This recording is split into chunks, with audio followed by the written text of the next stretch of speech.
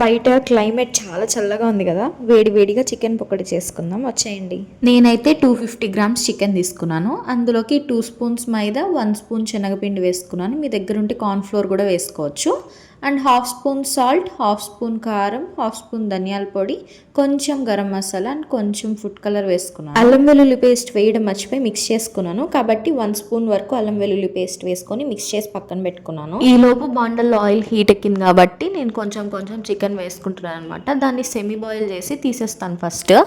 అంతా chicken semi boil చేసిన తర్వాత మళ్ళీ నేను ఒకసారి వేపుకుంటాను అనమాట. చికెన్ని ఒకేసారి ఫ్రై చేసుకోవాలంటే నాకు కొంచెం ఎక్కువ టైం పట్టినట్టు అనిపిస్తుంది. దానివల్ల అది బ్లాక్గా కూడా అయిపోతుందేమో అనిపిస్తుంది. అందుకని నేను కొంచెం సెమీ బాయిల్ చేసి పక్కకి తీసుకొని మళ్ళీ ఒకేసారి ఫ్రై చేస్తాను. అలా సెకండ్ టైం వేసినప్పుడు కొంచెం కరివేపాకు, పచ్చిమిరపకాయ వేస్తాను.